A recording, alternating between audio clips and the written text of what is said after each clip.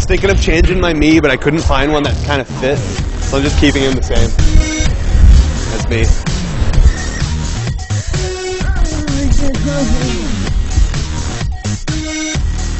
Elevator. Do you play any video games? Did they actually teach you anything? So how do you use video games to help you with the... Researchers believe the game's ability to act on the neuronal... I didn't even write this. I copied and pasted. I don't even know what these words are. MMORPG.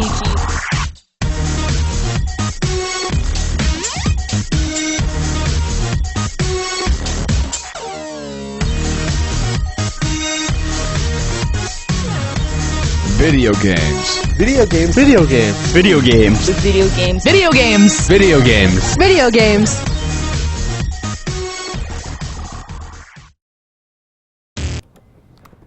Hey, welcome to Stellar Radio. I'm Sarah, and here's Tom. What's up? We're on live.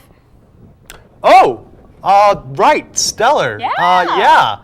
I was just, proving a point. You're proving a point. What point, pray tell, might that be? Why, video games are distracting, of course. Well, you have proven your point because you totally missed the cue where we were going on live. Oh, no. You know what? No. Video games aren't a big distraction. You know, video games can actually help students. How can they help students? I mean, I can see maybe relaxing and calm, time to relieve stress, but that's Well, I'm it. sure there are like a bunch of pros and cons for video games that can help out a student. I mean, sure, there are some downsides. You'll get distracted by playing a game. But there's plenty of great things that video games can do for you. Well, lucky for you, we do have a video coming up on our topic today. Our video games a distraction. We'll be looking at the pros and cons of video gaming.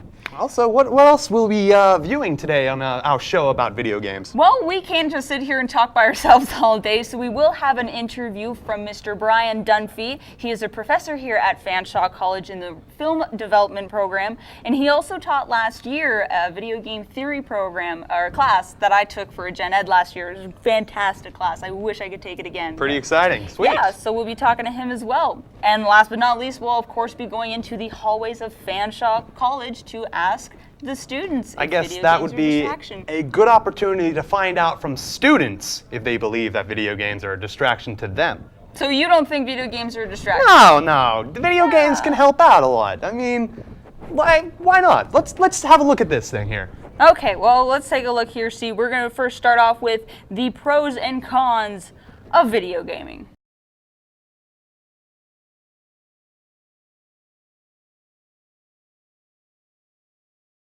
Video games can be effective as one-on-one counseling for dealing with stress and depression.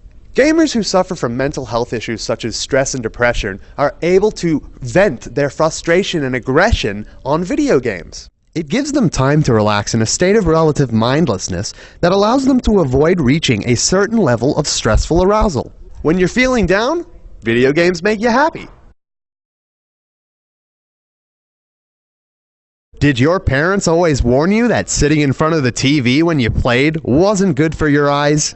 Well, people suffering from cataracts can improve their vision by playing first-person shooters such as Call of Duty.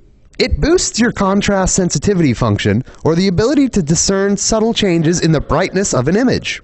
Considered one of the first visual aptitudes to diminish over time, the ability to pick out bright patches is key to tasks like driving at night. These games are so fast-paced that they require an extreme amount of attention, and they train the visually impaired to view things more sharply. They can also produce higher levels of dopamine and adrenaline. A study released examined the regular gaming of children who suffered from illnesses such as Parkinson's and autism. Kids who played certain games, including one designed just for the study, showed signs of improvement in empowerment and the fighting spirit. Stroke victims who play video games show improvement in their hand strength. The gamers not only perform double the number of arm movements during a session, their movements are goal-directed and not merely repetitive exercises. Finally, a game has been developed that will help hospital patients who are suffering from immense amount of pain by using an age-old mental trick: distraction by playing video games.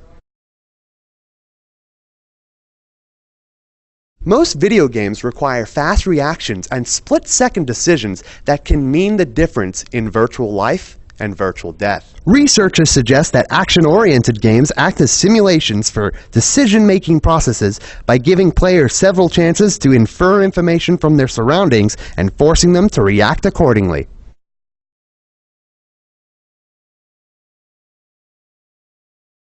When you hear addiction, video games aren't usually the first thing that come to mind. But some may argue it to be one of the worst kinds of addiction, leading to interference with your everyday life, social isolation, mood swings, and lack of imagination.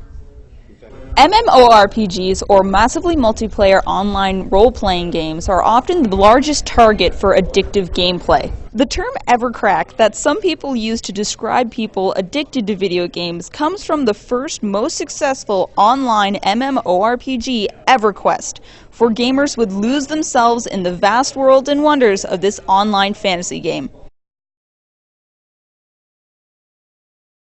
This is one of those ongoing battles with video games, among other topics and statements.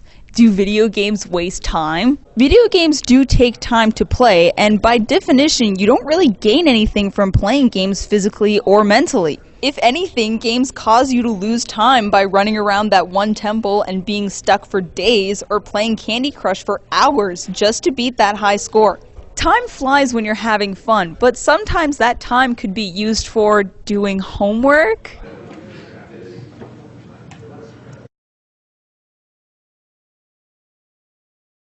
Now this topic always gets me going. I wish to point out that even though I am pointing out the cons of gaming, I'm a gamer myself, and I don't exactly agree with all of these ones, but this one especially. The never-ending war about whether or not video games cause people to be violent. There have been police cases of people explaining they received training to do their crime by playing video games like Call of Duty or the biggest one, Grand Theft Auto. Even the shooting at Columbine has been blamed with the fact that the boys were vivid players of violent video games. Monkey see, monkey do. With the development of motion controllers and the Wii, this has been a very hot topic. The Wii gets people up and moving with games like Wii Sport, Just Dance, My Fitness Coach, and yoga games. But let's assume you don't have a Wii and you're stuck with a good old-fashioned controller and that comfy couch of yours. You stay up late in the night, no lights, just that blue dim TV screen. Going outside blinds you and makes you feel like Dracula as you hiss at the lights. Hours turn into days, into weeks, and then months, especially if you're trying to get that 100% high score completion on story mode. You forget all about the outside world by spending all your time on your video games, meaning the only time you get up is to go to the bathroom and maybe get another Coca-Cola.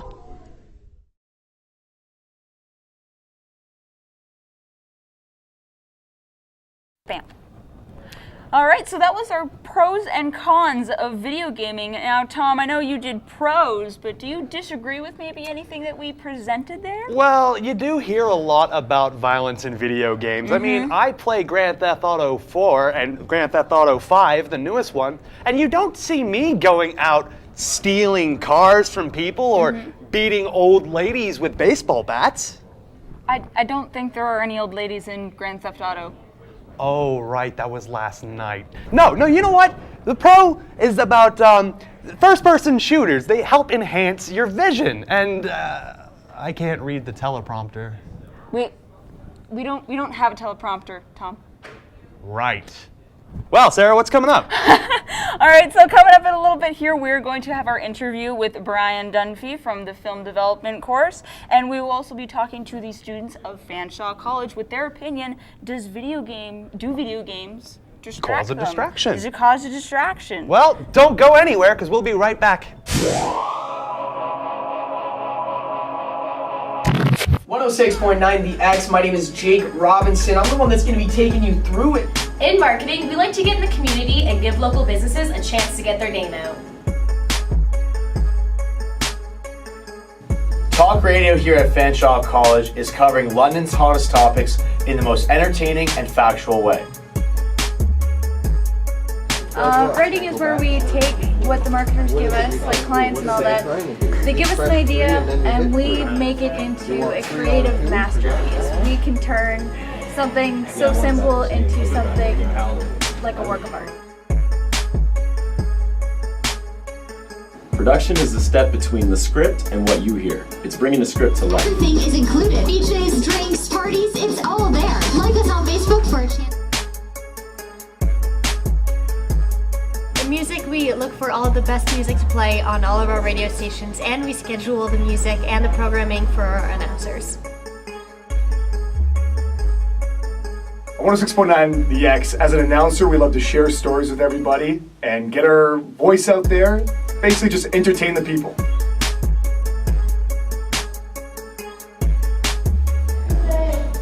The engineers make sure that everything technology-wise is up to speed around the station. Basically, the X doesn't function without us.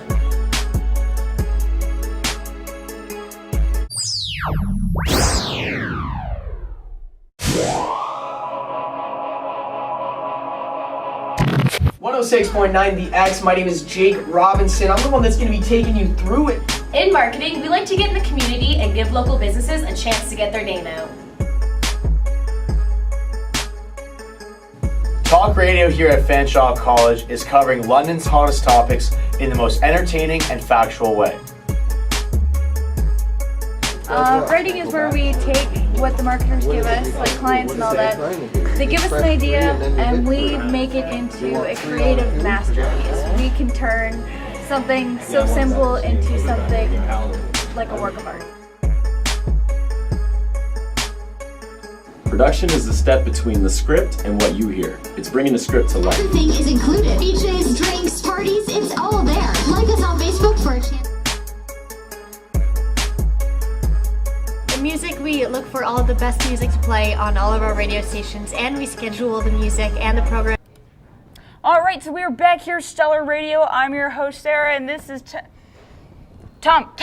Seriously? It was a break! Break or not, we're still doing a show, and you keep on getting distracted. All with right, video games. fine. Okay, granted, we're proving that video games are a distraction.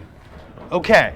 Well, I think it doesn't help at all that it's a portable game. You can take it anywhere. It's not like a great big Xbox where you got a great big unit and weighs a ton. This thing, you can just pick this up and take it wherever you want. Yeah, but at the same time, if you're bored at, say, like you're waiting in line at a bank or you're waiting with friends, if everyone has one, then it's a good time killer. I will say it's a fantastic time having one of these things, and we'll be sitting with our 5 friends who also have one, and we'll just beat each other up on Brawl. It's fantastic time. Especially Smash Brothers. And I gotta say, Sarah, I'm pretty sure a professional would have a different opinion. Well, luckily we got that just lined up. Professional or not, his name is Brian Dunphy. He is he's the professor of film development here at Fanshawe College, and he is a gamer himself, teaching the game theory class last year for Gen Ed. I heard you took that. I took that class and it was fantastic. Must have been. Yeah, so we're going to take a look at what he had to say on whether or not games are a distraction. Here it is.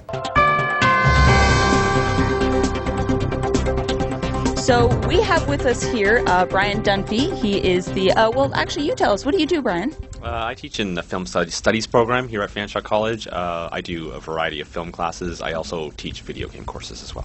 Video game courses is what we are all about right now, because we are talking about whether or not video games are a distraction to students. What do you think about that statement? Yeah, they can be. I guess I would argue is that there can be a lot of distractions for students when they're trying to get their schoolwork done. Video games, I think, is an easy scapegoat. But if it weren't for video games, it'd be something else. Maybe. Do you have a personal distraction that just gets you every single time? Yeah, video games. Well, I know you got a couple of kids. How are they with video games? Can you never get them away from it, or are they pretty good? Well, I have a general rule about handhelds. They don't really use handhelds in the house, and that way I can control it a little bit better. And so my son will play on the Xbox with me a little bit. There are some games that we play, so we'll play Minecraft together. Mm-hmm. Usually I turn the zombies off. He's still a little young for those things, and he's sensitive, but... Now, talking about Minecraft, there was a study recently that apparently some teachers are using Minecraft to teach younger kids math and stuff like that. What do you think about that? Is that a good idea or maybe not so much?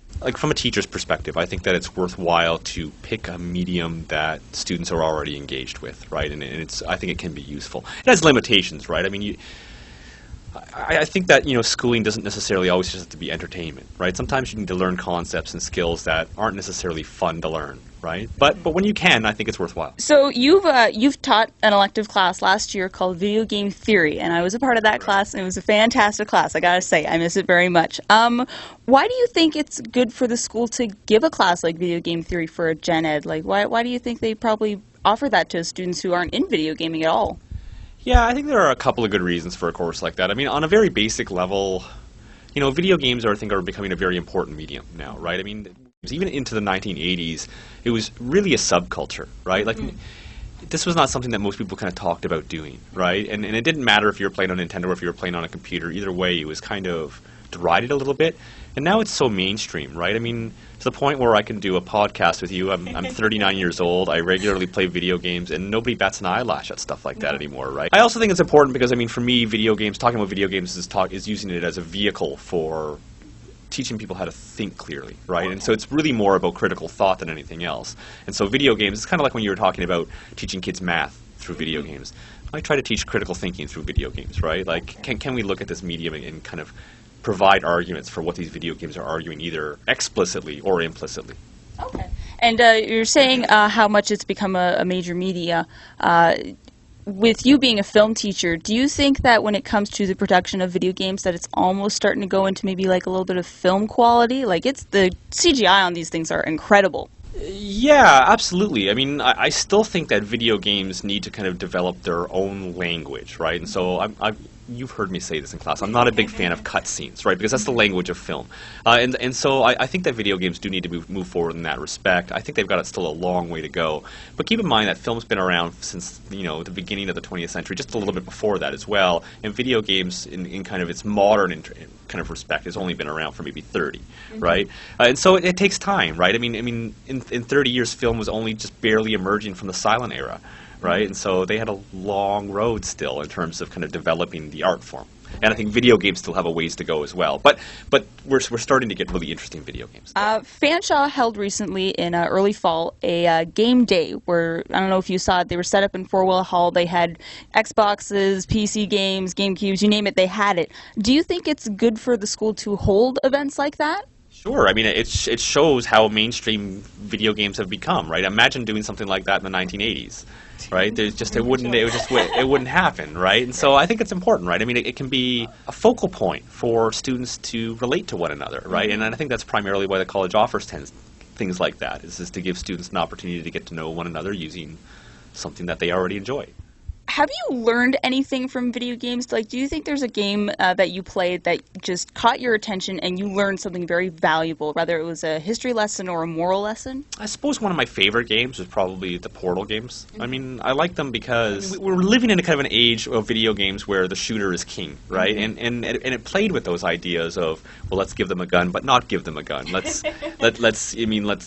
employ their ability to think rather than just walk along a corridor, shoot some more guys, walk along a corridor, shoot some more guys. And so I found it a really interesting game because it played with those concepts of first person, of essentially having a gun, but not, rather than a male protagonist, a female protagonist. And so it's a challenging game for that reason. And it's another one of those games where, you know, the puzzles start out simple enough, and as you get in there, they get more and more complex. But always to the point where you can achieve it, right? You can achieve success, and man, do you feel smart when you get them. Yeah, no, my buddy and I were playing co-op mode, and we totally got stuck on like level 20 or something like that. The co-op mode was almost like a completely different game. The idea of playing with 4 portals rather than 2, it was, amazing. Do you think someone has to be labeled a gamer to enjoy games? No, of course not. Like, I think that the definition of gamer has become so clouded or even polluted, right? I mean, like, I don't know if you've been following the kind of the Gamergate situation that's been going on right now. It's disgusting.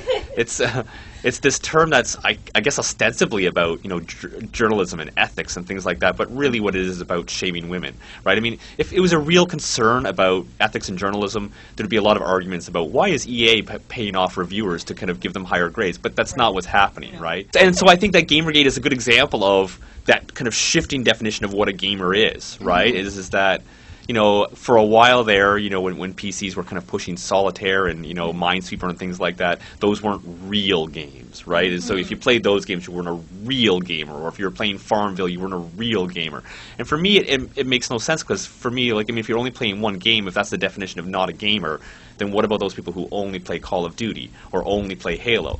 Are they real gamers or not? And so it's interesting, because I think that it's showing a shifting perception of what it means to be a gamer, right? What do you think about the fact that, when you play video games, you're called a gamer, but when you watch movie or read books, there's no title for you in that sense? It's very interesting, in fact. I mean, I'm a gamer, but I love movies, but I'm not a movier. And that's why I think that definition of gamer is probably going to disappear over the next little while, or the definition of it is going to shift extraordinarily. Or you're right. I mean, there aren't equivalents in other media, right? Thank you very much, Brian Dunphy, with us here, professor of filming, but also a gamer, avid gamer. Thank you so much for joining us today, Dunphy. Awesome. Welcome back. Okay, so that was our wonderful interview with Dunphy. Thank you very much again, Dunphy, if you're watching this, for agreeing to be interviewed by a bunch of radio broadcast kids. Yeah, we know what we're talking about. He had a bunch of good points to say about video games. Fantastic. And especially not only students, but a professor plays video games. Professor plays video games.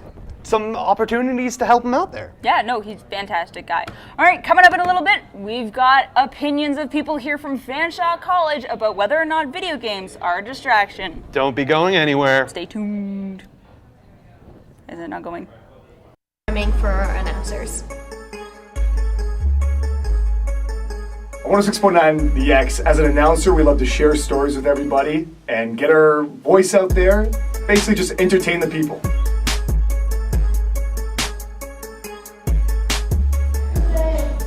The engineers make sure that everything technology-wise is up to speed around the station. Basically, the X doesn't function without us.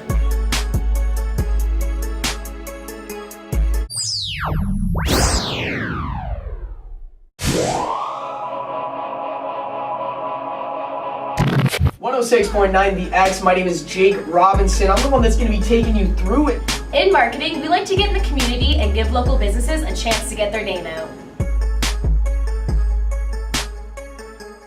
Talk radio here at Fanshawe College is covering London's hottest topics in the most entertaining and factual way. Writing is where we take what the marketers give us, like clients and all that. They give us an idea and we make it into a creative masterpiece. We can turn something so simple into something like a work of art. Production is the step between the script and what you hear. It's bringing the script to life. Everything is included. DJs, drinks, parties, it's all there. Like us on Facebook for a chance. Music, we look for all of the best music to play on all of our radio stations, and we schedule the music and the programming for our announcers. 106.9 The X. As an announcer, we love to share stories with everybody and get our voice out there. Basically just entertain the people.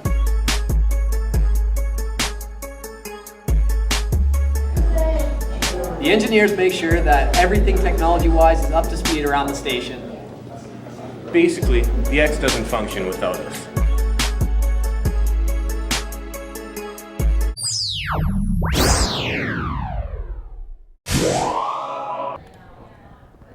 So welcome back to Stellar Radio. I'm your host, Sarah, and this is Tom. And we're talking about whether or not video games are a distraction. We're going to be talking to the students here at Fanshawe College and ask them the question, are video games a distraction? They're not. Of course you would say that. I don't even know. I used to a lot as a kid, but as I've grown older, I've moved on to other things. Yeah. Mostly now just some War Thunder because school's in the way. Right, okay. No, mostly not since I, finished university. I used to sometimes, but not really anymore. Well, what did you used to play? Well, I used to play kind of like RPGs and a lot of strategy games. I used to kind of like those. I guess sometimes my friends still get me interested in them, but I don't really play them. I just kind of keep up with the new games a little bit. Okay. I play like Call of Duty, action shooters type things. Kind of. I prefer sports games. Okay. So would you say you've like learned anything from playing video games that you've put towards your everyday life, your job maybe, or even school? Well, I used to play a lot with my brother, and we got very, very competitive. So, I mean, I think that has helped out in, like, when I started playing, like, a lot of sports in high school. Like, I grew up with, like, the competitive attitude, and I think that's helped me kind of persevere. Right. I guess memorizing players is good, but other than that, I don't think so, no. I mean, I guess reflexes and, like, learning patterns and controls and whatnot. That's about it. Some hand-eye coordination. Sure. I don't know how much they taught me, but they did it did make me kind of interested in history sometimes. Like, a lot of those games are war games based around history, based around sort of civilizations and stuff like that. So I can't say I didn't learn anything. I still have like a lifelong fascination with history and warfare and history and stuff like that. So I think that certainly complemented it. Okay, so that. I'd probably say not. No, it doesn't? Not the ones I play. Do you guys think video games are a distraction for students? Maybe a little bit, yeah. Like, if I have a project to do, I'll probably end up playing video games, but it's not too bad. Not too bad? Yeah, if in the wrong way, it might be a distraction, but they're not like a huge issue. Yeah, it's like a good break from doing a lot of work, so I find that's good. Yeah, I mean, if I've ever got something to do and I'm working on it hardcore, it's like, I'll stop, take a break, play a game, and then get back to it. Yeah, so would you? For the most part, yes. I do, actually. I mean, I think some people, however people unwind, it's kind of their business, right? But I think a lot of people do use them as distractions rather than sort of socializing or developing their networking skills, which is what you should be doing at college. I think that it's kind of a good, for some people, like a really good stress reliever. Right. So, like, let's say you're cramming for exams, studying really hard, and then you need a break or else you're going to, like, explode. I think video games can kind of help calm you down a little bit. Well, if they don't have their priorities straight, yeah, they could be. Yeah. It's a lot of time to play. Okay. Could video games ever enhance someone's learning? Yeah, you know what? I think certainly they could. I think there's a lot of gamification going on in both the workplace, and I think it could be beneficial to see some of that in schools. Yeah. Have you heard about the people are using Minecraft in schools now? Teachers are using Minecraft to learn? To teach what? Well, there's certain things like math. I need 3 coal and 5. You're speaking about younger children. And Younger stuff like that. children. I think certainly getting kids engaged, especially boys, which are traditionally very hard to get engaged with education and stuff like that. I'm sure video games could certainly help them. Yeah, I think so. I think many games can. I don't know. Games that I enjoy. Yeah, some games. I don't know any of those games, but yeah, I'm sure there's got to be a couple that's like I guess everyone's playing Call of Duty, right? And as we were talking about, you got to be really on the ball with your hand-eye coordination to get those sharp. You got to have sharp eyes, basically. Yeah. So yeah, thanks, guys. All right. Alrighty, well that is our show for this evening. Thank you very much once again to Mr. Brian Dunphy for agreeing to let us interview him. Thank you to all the Fanshawe students who agreed to let us interview them. And yeah. Get out of here, little Mac. This is my house. We talked about the pros and cons of gaming, and I think we've decided they are a distraction. Hey, no.